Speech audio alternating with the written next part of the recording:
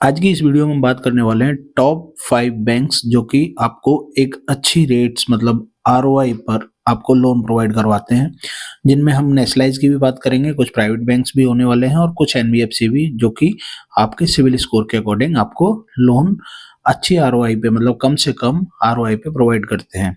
तो इसकी top list में जो शामिल है वो है पीएनबी, क्योंकि पीएनबी का अगर मैं अभी ऑटो लोन की बात करूं तो पीएनबी का मिनिमम 8.80 से स्टार्ट हो जाता है, जैसा कि हमने पिछली वीडियो में भी आपको बताया हुआ है। अब यहाँ पे डॉक्यूमेंट्स क्या क्या लगने वाले हैं, क्या प्रोसेस होने वाला है, उसको सारे को डिस्कस करेंगे, तो वीडियो पर अंत तक बने रहिएगा। अगर आपको वीडियो आपके काम की मतलब की लग रही है तो चैनल को सब्सक्राइब कर सकते हैं। यहाँ पर और भी इसी चीज़ों से रिलेटेड मैं आपको वीडियो देता रहता हूँ। अगर आपको वीडियो पसंद आए तो आप लाइक भी कर सकते हैं और दोस्तों के साथ शेयर भी कर सकते हैं। तो जानते हैं पीएनबी में क्या क्या क्राइटेरिया रहने वाला है, किस तरह से आपको 8.80 की जो रेट ऑफ इंटरेस्ट उन्होंने दे रखा है वो कैसे एप्लीकेबल आपके ऊपर होने वाली है। सबसे पहले बात कर लेते हैं सिविल स्कोर की। सिविल स्कोर की वीडियो मैंने पिछली बार भी बनाई हुई है, अगर आपने नहीं देखी तो यहाँ पे आप आई बटन पे देख सकते हैं या फिर मैं डिस्क्रिप्शन में भी लिंक दे दूंगा, अब वहां जाके चेकआउट कर सकते हैं। पहली चीज तो आपका सिविल स्कोर कितना होना चाहिए, तो यहाँ पे मिनिमम सिविल स्कोर इन्होंने 8.80 रेट ऑफ इंटरेस्ट के लिए रखा हुआ है 750। 750 से लेके जितना भी आपका ज़्यादा होगा आपको 8.80 मिल जाएगा। या फिर दूसरा क्राइटेरिया इन्होंने रखा है कि -1 सिबिल, अगर आपने कभी भी लोन नहीं लिया है और आपका -1 सिबिल है तो भी आप यहाँ पे एप्लीकेबल होते हो 8.80 के रेट ऑफ इंटरेस्ट के लिए। ठीक है, अब यहाँ पे डॉक्यूमेंट्स क्या क्या लगने वाले हैं। अगर आप सैलरीड हैं तो आपकी 6 महीने की सैलरी स्लिप, 3 महीने की सैलरी स्लिप, पैन कार्ड, आधार कार्ड, केवाईसी जो डॉक्यूमेंट्स होते हैं, मोबाइल नंबर जो कि अटैच हो आपके बैंक के साथ जिससे आपका सिविल फैच किया जा सके, आपकी ऑफिस की आईडी की कॉपी, आपकी फॉर्म 16 2 साल का या फिर आईटीआर विद कंपटीशन साथ में आपको देना होता है। इसके साथ में ही अगर आपकी एलिजिबिलिटी आ रही है तब तो कोई दिक्कत नहीं है, नहीं तो एलिजिबिलिटी मैप करने के लिए आपको कोई एप्लीकेंट भी लग सकता है। ठीक है, ये हो गया सैलरीड के लिए। अगर हम बात करें कि अगर आप बिजनेस ओनर हैं और आपका कोई बिजनेस है तो उसमें क्या क्या डॉक्यूमेंटेशन होंगे। देखिए, केवाईसी तो आपकी होने ही वाली है अगर आप प्रोप्राइटरशिप फर्म के ओनर हैं तो। उसके अलावा कंपनी का जीएसटी या एमएसएमई सर्टिफिकेट की कॉपी लगती है, साथ में करंट अकाउंट का बैंक स्टेटमेंट चाहिए होता है 6 महीने का, और सेविंग का भी चाहिए होता है। इसके अलावा आपके 2 फोटो चाहिए होते हैं और एग्रीमेंट के टाइम पे कुछ पीडीसी चेक्स चाहिए होते हैं जो कि हर बैंक को रिक्वायर्ड होते हैं।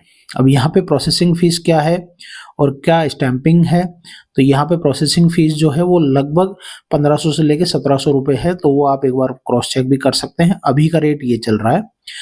अब हम बात कर लेते हैं स्टैंपिंग की, तो स्टैंपिंग फिक्स है ऑटो लोन में।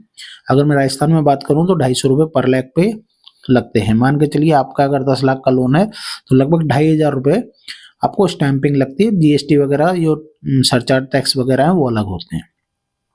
सेकंड बैंक की हम बात कर लेते हैं। सेकंड बैंक आ जाता है बैंक ऑफ बड़ौदा।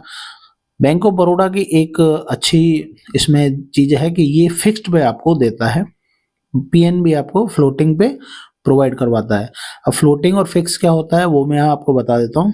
फ्लोटिंग में ये होता है कि जब भी आरबीआई या फिर बैंक एमसीएलआर रेट जो कि उनकी बेस रेट होती है उनमें कुछ फ्लक्चुएट होता है, या फिर आरबीआई कोई ऐसे नॉर्म्स लाती है जिनमें कि आरओआई आपकी अप एंड डाउन होती है, तो आपको अप एंड डाउन वाली ही ईएमआईज आपके ऊपर एप्लीकेबल होती हैं। ठीक है, फिक्स्ड में ये है कि आपने आज ले लिया लोन तो आपका अगले 5 साल तक या फिर 7 साल तक जितने भी टाइम का टेन्योर है उस समय तक के लिए आपको फिक्स ही अमाउंट का ईएमआई पे करना होता है।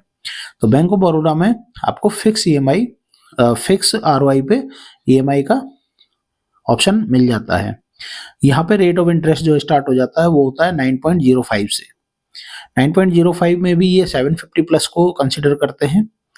अभी तक का जो स्कीम का मैं बता रहा हूँ उसमें प्रोसेसिंग फीस 0 है, स्टैंपिंग केवल इसमें लग रहा है, पेपर्स डॉक्यूमेंटेशन वगैरह सारे वही चाहिए होते हैं।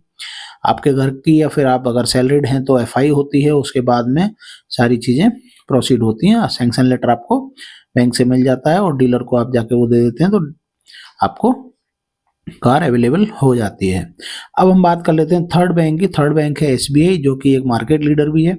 उसकी स्टार्ट होती है 9.25 से और यहाँ पे फिक्स्ड ये रेट रहती है। 9.25 भी इसमें कंडीशन है कि 9.25 भी आपको तब मिलेगा जब आपका सिविल जो है 800 प्लस होगा। 800 प्लस से नीचे पे जाने के बाद में इनकी आरओआई ड्रास्टिकली चेंज होती है, रेट ऑफ इंटरेस्ट इसे बोलते हैं। ये 9.45, 9.75, अगर आपका -1 सिविल आपने कभी नहीं लिया तो ये 9.75 तक भी जाता है। तो अब हम बात कर लेते हैं यहाँ पे कि एसबीआई में क्या प्रोसेस रहने वाला है। सेम यहाँ पे भी वही प्रोसेस रहता है। हाँ, थोड़ा सा आपको इस चीज में फायदा मिलता है।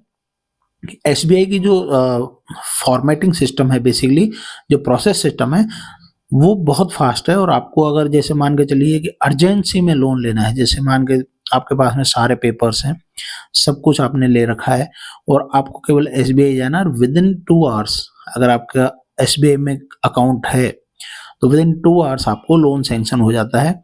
ये इसका सबसे अच्छा चीज मुझे लगता है। थोड़ा सा आरओआई ज्यादा है, आई नो, बट कंपैरेटिवली आपको टाइम कंज्यूमिंग अगर है तो टाइम कंज्यूमिंग ये नहीं है, आप यहाँ से कंसिडर कर सकते हैं। एसबीआई अपने आप में मार्केट लीडर है हर लोन के क्षेत्र में। नेशनलाइज बैंक की अगर मैं बात करूं तो यहाँ पर आप ये ऑप्शन चूज कर सकते हैं।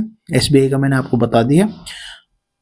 अब चल लेते हैं हम प्राइवेट बैंक्स में, जो कि अपने आप में एक बहुत बड़ा शेयर रखते हैं, क्योंकि प्राइवेट बैंक्स क्या है कि प्री अप्रूव्ड ऑफर्स बहुत देते हैं। आपने देखा भी होगा, अगर आपका किसी प्राइवेट बैंक में अकाउंट है तो आप यहाँ पे चेकआउट कर सकते हैं कि आपको हमेशा कुछ ना कुछ ऑफर आते रहते हैं आपके एप्लीकेशन पे। फोन्स भी आते रहते हैं कि सर आपका ये ऑफर है, वो ऑफर है। तो हम बात कर रहे हैं यहाँ पे एक्सिस बैंक की। अभी हम एचडीएफसी की बात नहीं करेंगे। नेक्स्ट वीडियो में हो सकता है कि मैं एचडीएफसी के ऊपर डेडिकेटेड एक वीडियो लेके आऊँ, अगर आपकी डिमांड रही तो।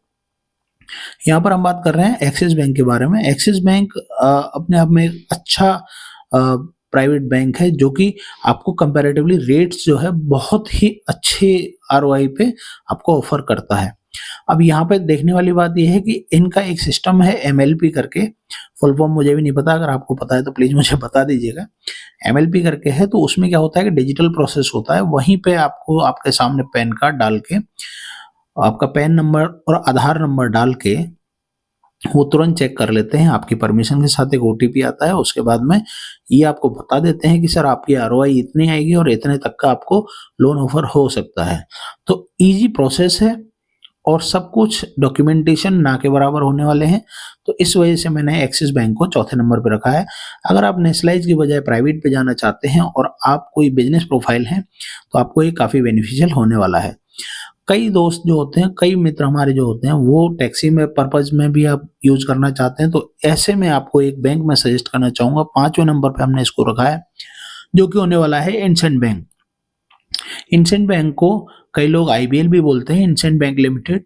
तो आईबीएल बेसिकली क्या होता है, आईबीएल को हम एक कॉमर्शियल यूज के लिए ज़्यादा हम यूज लेते हैं, वैसे पर्सनल भी करते हैं, लेकिन कंपैरेटिवली इनकी रेट ऑफ इंटरेस्ट पर्सनल या पैसेंजर व्हीकल के लिए थोड़ी सी हायर साइड होती है। लेकिन ये प्रोफाइल ऐसी ऐसी निकाल देते हैं, जैसे कि एनआईपी केसेस हो गए हैं। एनआईपी होता है नो इनकम प्रूफ, जिनके पास में डॉक्यूमेंटेशन की कमी है।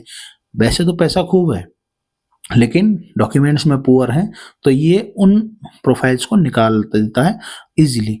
और इसका काम का प्रोसेस इतना फास्ट है कि अगर आप आज लोन लेने की चाह रहे हैं और आपने सारे डॉक्यूमेंट्स वन शॉट दे दिए हैं, तो आपको विद इन 48 आवर्स आपको ये सैंक्शन करके गाड़ी भी प्रोसीड करवा देंगे। इतना मैंने इनके साथ में एक्सपीरियंस लिया हुआ है। मेरे पर्सनली बहुत अच्छे नोन हैं जो कि बैंक में वर्कर हैं, यहाँ पे मैनेजर हैं, और साथ में हमने एक्सपीरियंस भी काफ़ी किया है क्योंकि हमने लोन्स इनसे काफ़ी सारे करवाए हुए हैं। तो आईबीएल के साथ हमारा ओवरऑल एक्सपीरियंस जो है काफ़ी अच्छा रहा है। अगर आप टैक्सी या गुड्स मतलब बेसिकली कॉमर्शियल यूज में लेना चाह रहे हैं, तो मैं काफ़ी सारे बैंक्स के बजाय मैं रिकमेंड करूंगा कि आप आईबीएल एक बार जरूर ट्राई करें। आप लें ना लें वो आपकी ऊपर है, लेकिन आप एक बार ट्राई जरूर करें आईबीएल के साथ में। आपको कंपैरेटिवली रेट्स जो है बहुत अच्छी ऑफर कर देता है।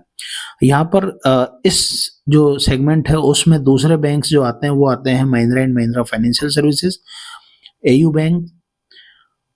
ये जो है वो मेजर बैंक्स हैं, जो कि जैसे चोलामंडलम हो गया। काफ़ी सारे ऐसे बैंक्स हैं जो कि इस सेगमेंट में आते हैं और जो लोन्स करते हैं। लेकिन कंपैरेटिवली मैंने जब ये दोनों ट्राई किए या चारों पांचों ट्राई किए, तो मुझे इंडसइंड बैंक का काफ़ी अच्छा ये आरओआई लगा और प्रोसेस बहुत ईजी है और साथ में कस्टमर को समझाने का तरीका इनका काफ़ी बिहेवियरल होता है और बहुत अच्छे तरीके से सब सारी चीज़ें समझा के कस्टमर से साइन लेते हैं, जिससे कि कस्टमर के प्रति भी इनकी ट्रांसपेरेंसी बनी रहती है। आज की वीडियो में इतना ही, मिलते हैं नेक्स्ट वीडियो में, जब तक के लिए धन्यवाद।